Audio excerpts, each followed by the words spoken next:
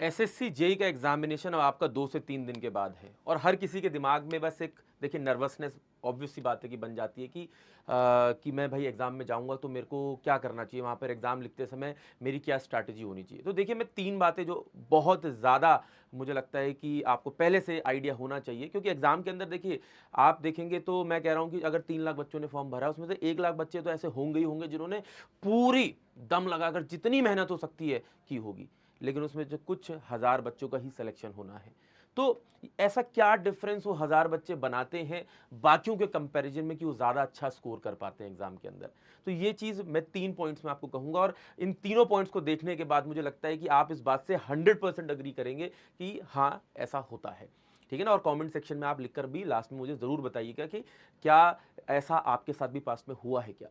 देखिए, सबसे पहली बात क्या है कि कई बार जब हम एग्ज़ाम में पेपर लिखने के लिए जाते हैं, तो ऐसा होता है कि जैसे हमने एग्ज़ाम के में हमारा सामने क्वेश्चन आए, ठीक है? और क्वेश्चन आते हैं तो फिर कई बार ऐसा होता है कि शुरुआत के कुछ क्वेश्चन्स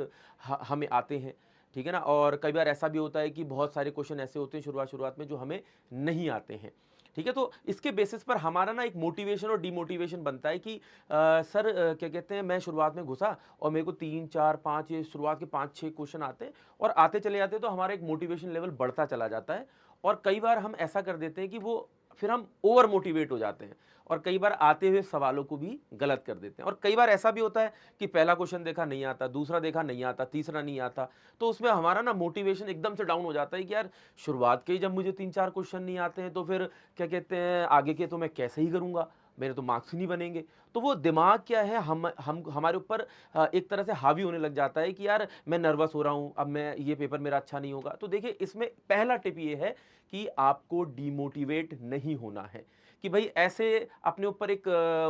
मतलब एक वो बना साइकोलॉजी नहीं बना लेनी है अपनी कि यार क्या कहते हैं अगर मेरे को 3-4 सवाल आ रहे हैं तो मेरे को सभी आ जाएँगे या मेरे को ये शुरुआत के कुछ सवाल नहीं आए हैं तो मैं आगे अच्छा नहीं कर पाऊँगा। जो सवाल नहीं आ रहा है बस उसको छोड़ते जाइए और जो आता जा रहा है उसको करते जाइए, वरना आप अपना समय इस चीज़ पर बर्बाद कर देंगे और अपने मोटिवेशन को डाउन करके अपना ही रिजल्ट खराब कर देंगे। तो बहुत बच्चे ऐसा करते हैं और मैं आपको बताऊँ, जब मैं पहली बार पेपर देने के लिए गया था, जब गेट का पेपर पहली बार देने के लिए गया था, तो मेरे साथ भी सेम ये चीज़ हुई थी। ठीक है ना? लेकिन जब मैंने दूसरी बार पेपर दिया तो काफ़ी अच्छा परफ़ॉर्म कर पाया। उस समय कोई बताने के लिए था नहीं,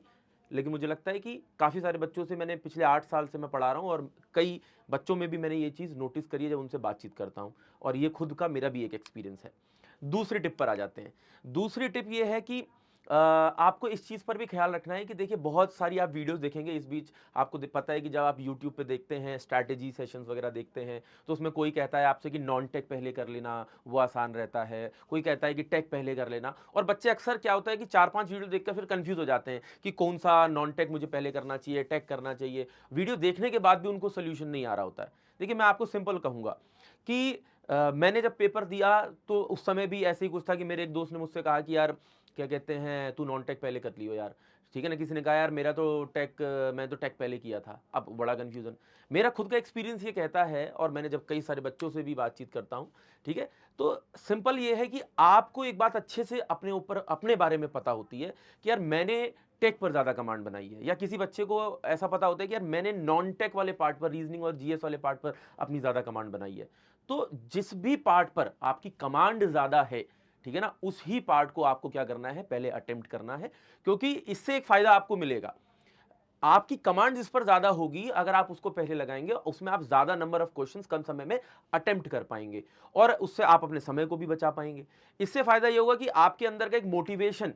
जहाँ आपको एक डिमोटिवेशन होने के चांसेस थे पहले टिप के अंदर, यहाँ पर ये आपके लिए एक मोटिवेशन क्रिएट करेगा और इसकी मदद से आप एग्ज़ाम के अंदर थोड़ा बेटर फ़ील करोगे और जब आप बेटर फ़ील करते हो तो आप ये भी देखिए कि आप पेपर के अंदर अच्छा अटेम्प्ट भी बना पाएँगे और देखिए समय बचाना एग्ज़ाम के अंदर बहुत बड़ी एक पार्ट होती है। अब इसी में जो तीसरी स्ट्रैटेजी है वो बहुत ज़्यादा इंपॉर्टेंट है, ठीक है? तीसरा पॉइंट जो मुझे लगता है, ठीक है ना? कई बार ऐसा होता है कि हमने कोई टॉपिक पढ़ा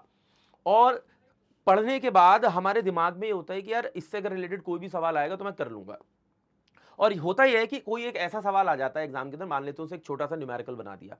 अब वो न्यूमेरिकल ऐसा है कि जिसको सॉल्व करना थोड़ा समय लग रहा है या आपको पता है कि आपने पढ़ा है, बहुत अच्छे से करा है और लेकिन उसका सवाल ना उस समय बन नहीं पा रहा है। तो हमारे अंदर कभी-कभी ऐसा हो जाता है कि एक ईगो सी बन जाती है कि यार क्या कहते हैं, भाई मैं तो पूरी मेहनत करके आया हूँ और पूरी मेहनत करके आने के बाद ये सवाल मेरे से कैसे नहीं लगेगा? अभी मुझे पता है कि आगे के अभी 20 सवाल और बचे हैं मेरे लिए करने, लेकिन वो जो एक ईगो बीच में आ जाता है, वो हमारा टाइम सारा कंज्यूम कर लेता है। देखिए कुछ सवाल, 4-5 सवाल हर पेपर में लगभग ऐसे दिए जाते हैं जिनमें एग्जामिनर यही जज कर रहा है कि कहीं आप अपने ईगो के चक्कर में या ये लगाने के चक्कर में अपना समय बर्बाद तो नहीं कर देंगे, क्योंकि आप कल को ऑर्गेनाइजेशन में जाएंगे और कोई ना कोई प्रॉब्लम ऐसी आएगी जिसको छोड़कर आपको आगे बढ़ना पड़ेगा, कहीं वहां पर भी बीच में आपकी ईगो आ गई तो रियल लाइफ में भी यही प्रॉब्लम फेस करनी पड़ेगी। तो कुछ सवाल कहने का मकसद ये है कि आप उन पर ईगो को भूल जाइए, आपको पता है कि ये टाइम कंज्यूम मेरा भी ज्यादा कर रहा है, ठीक है ना, तुरंत उसको छोड़िए, आगे के 20 सवाल लगाइए, लास्ट में समय बचेगा तो इसको भी लगा लेंगे। तो मेरे सिंपली मैं 3 स्टेप्स बार बार कर देता हूं। किसी क्वेश्चन पे अगर अटक रहे हैं, आपको पता है कि ज्यादा टाइम कंज्यूम हो रहा है, तो ईगो को साइड करके आगे बढ़ेंगे, आगे के सवाल लगाएंगे, टाइम बचेगा तो इसको करेंगे। दूसरा, नॉन टेक टेक में जिसमें कमांड ज्यादा है पहले उसको अटेम्प्ट करेंगे, बाद में देखी जाएगी कि ठीक है, क्योंकि आपका मोटिवेशन लेवल मैंने पूरा डिटेल में आपको बता ही दिया है। जिसमें कमांड ज्यादा है उसको पहले अटेम्प्ट करना है, कंफ्यूज होने की जरूरत नहीं है। And the last, don't get demotivated based on the question कि यार ये 3 सवाल मेरे को एक साथ नहीं आए तो मैं आगे के नहीं कर पाऊंगा, या 3 आए हैं तो मैं अब सारे कर डालूंगा। देखिए एग्जाम के अंदर ये बहुत इंपॉर्टेंट है। अगर आपके पास 100 सवाल हैं, ठीक है, उन 100 सवालों में जितने आते हैं सिर्फ उतने ही लगाने हैं, जितने नहीं आते हैं उनको छोड़कर आगे बढ़ना है, क्योंकि एग्जाम में जितना लगाना इंपॉर्टेंट है क्वेश्चन को, उतना छोड़ना भी इंपॉर्टेंट है। क्योंकि अगर आपने जबरदस्ती क्वेश्चन को लगाया तो यानी कि वो आपको नेगेटिव मार्क्स देगा, और जो आपने सही करके मार्क्स ऑब्टेन किए वो भी कम हो जाएंगे। तो इसलिए एग्जाम में जाने से पहले मैं यही कहूंगा कि आपके जितने भी दोस्त कोई भी एग्जाम देने जा रहा है उसको ये सेशन या ये वीडियो जरूर शेयर करें, ताकि ये गलती वो भी करने से बचे। और आपकी अपनी क्या राय है, उसके अलावा भी आपको लगता है कि कोई बात है जो आप यहां पहुंचाना चाहते हैं, आप कमेंट सेक्शन में लिखिए, सो दैट कि मैं उसके ऊपर आप लोगों को जो भी बेस्ट स्ट्रैटेजी या हेल्प हो सकती है वो प्रोवाइड कर सकूं। बहुत बहुत धन्यवाद, थैंक यू।